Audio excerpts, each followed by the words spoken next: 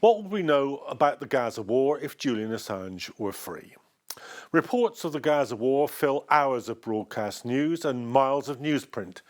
Yet in important ways it remains the most underreported major conflict of the modern era. How so? The answer to this conundrum lies in the sources of the news overload that we're getting. It does not come primarily from independent journalists or indeed mainstream journalists on the ground in Gaza.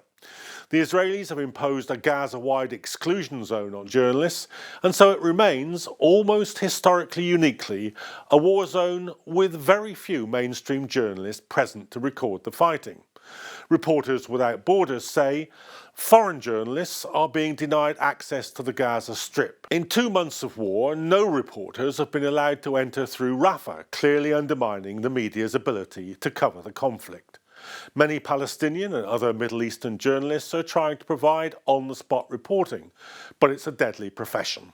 Over 100 journalists have been killed since the Gaza war began, and 400 have been imprisoned. Some 50 media buildings have been partially destroyed or completely levelled by Israeli forces.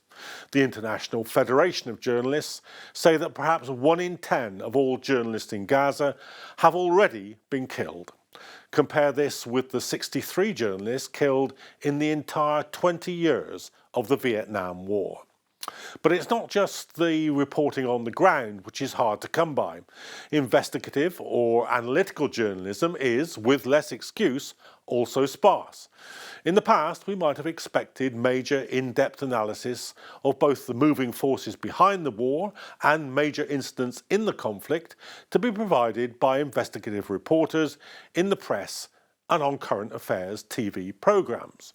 Famously, mainstream journalists were accused of losing the Vietnam War. One broadcast by veteran CBS anchor Walter Cronkite was even singled out as a decisive moment. In the wake of the Tet Offensive of 1968, Cronkite visited Vietnam, leaving a visit to Hue in a Marine helicopter with 12 body bags by his side. Cronkite's subsequent verdict that the war was a bloody stalemate drew this from a dispirited President Johnson: "If I've lost Cronkite, I've lost Middle America." It seems now more certain than ever that the bloody experience of Vietnam is to end in a stalemate.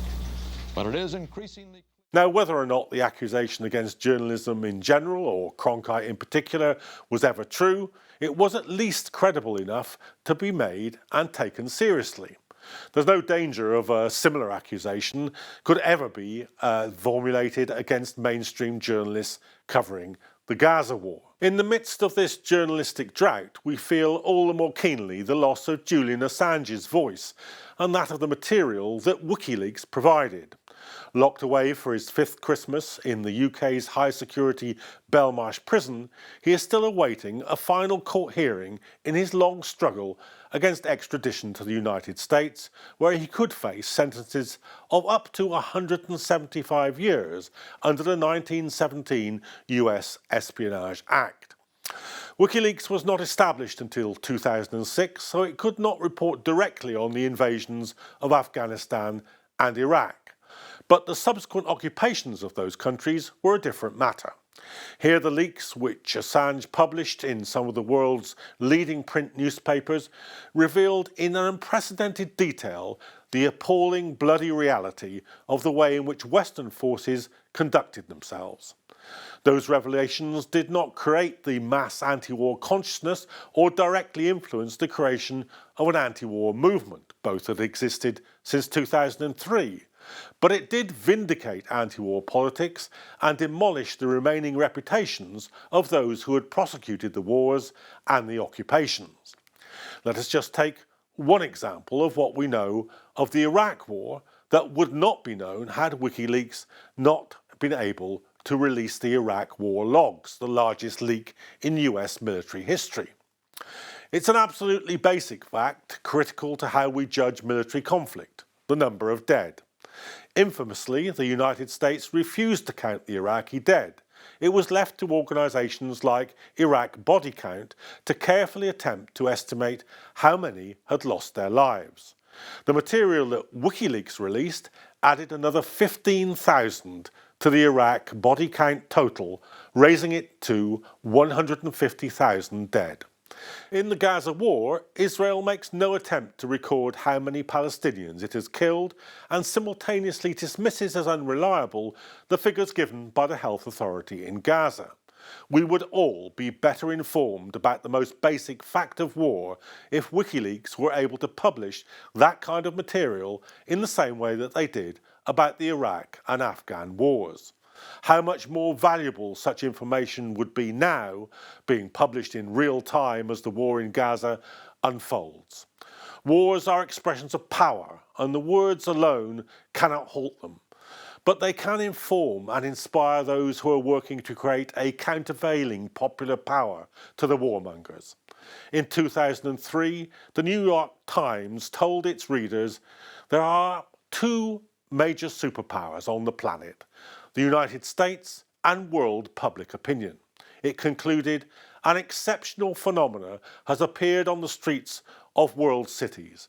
It may not be as profound as the people's revolutions across Eastern Europe in 1989 or in Europe's class struggles of 1848, but the politicians and leaders are unlikely to ignore it. The epic mass movement that shook the Western establishment in 2003 is abroad in the streets once more. It badly needs high-quality journalism.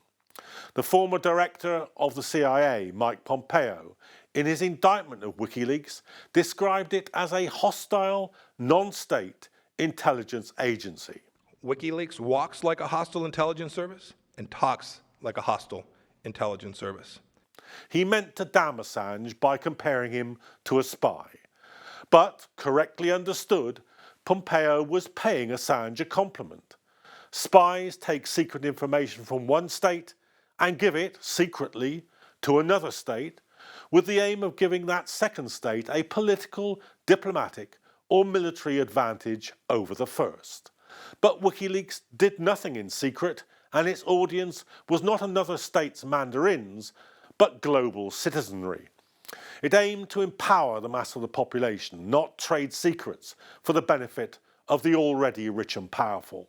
How badly we lack our own intelligence agency now, as genocide is enacted in Gaza and the Middle East is endangered by the spread of war.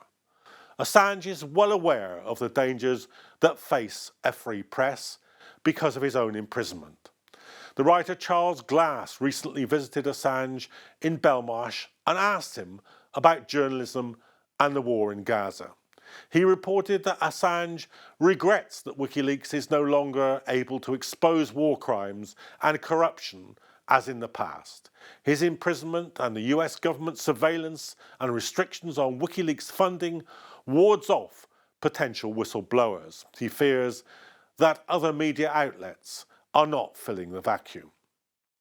Well, there are only really two sorts of news: government and corporate handouts, and the news that the rich and powerful don't want you to hear. Without that second kind of news, we're being managed, not informed. As Julian Assange approaches his final attempt in a UK courtroom to halt the extradition to the United States, the coverage of the Gaza war shows how much we still need whistleblowers and those who are willing to report what they have to say.